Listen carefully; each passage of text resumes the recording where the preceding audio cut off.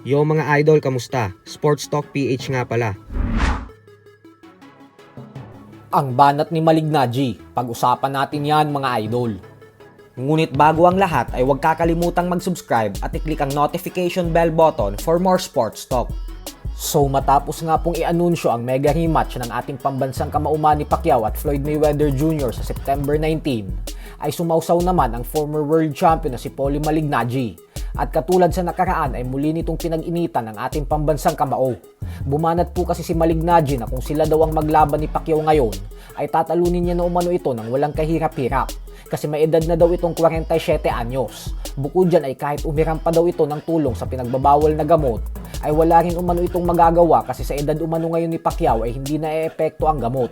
Hindi na raw ito sapat kaya wala nang masasandalan si Pacman. Kung ating pong matatandaan ay mahigit isang dekada nang binabanatan ni Malignaggi si Pacquiao at inaakusahan na dinaya nito ang lahat ng tagumpay sa boxing sa pamamagitan ng paggamit ng bawal na gamot.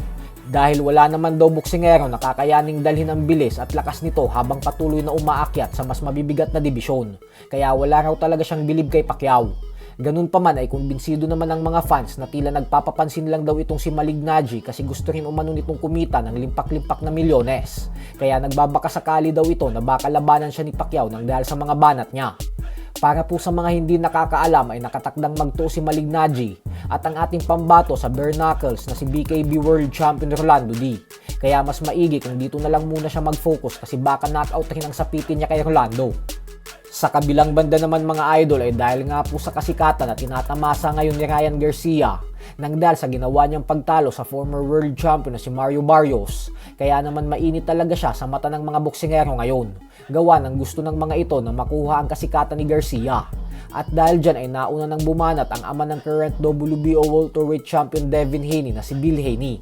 Ayon dito ay sa oras daw na mag-rematch ang anak niya at si Garcia ay panigurado daw na titiklop na itong si Garcia, kung saan hindi umano aabot ng round 5 ang magiging laban at knockout na ang sasapitin ni Garcia sa bata niya. Pero syempre basta wala lang daw dapat dayaan at gamitan ng bawal na gamot. Nagbigay rin ng kampo ni Haney ng deadline para kumpirmahin kung lalaban ba talaga si Garcia sa kanila.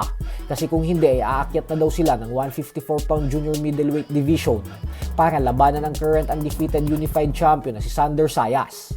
Habang ang former world champion naman na si Pitbull Isaac Cruz ay tila gusto na agad palitan si Garcia sa trono nito bilang WBC welterweight champion. Ito po ay matapos sabihin ni Pitbull na handa umano siyang umakyat sa dibisyon ni Garcia sa 147-pound welterweight para lamang labanan ito at agawan ng titulong pinanghahawakan nito. Samantala, wag po natin kakalimutan na bukas na magaganap ang bigating unification fight sa pagitan ng dalawang kampiyon ng super featherweight division na sila WBO champion Emmanuel Navarrete at IBF champion Eduardo Nunez. Madaming Pinoy fans pa rin ang dismayado sa laban na ito nang dahil sa tuluyan ng tinakasan ni Navarrete si Charlie Suarez.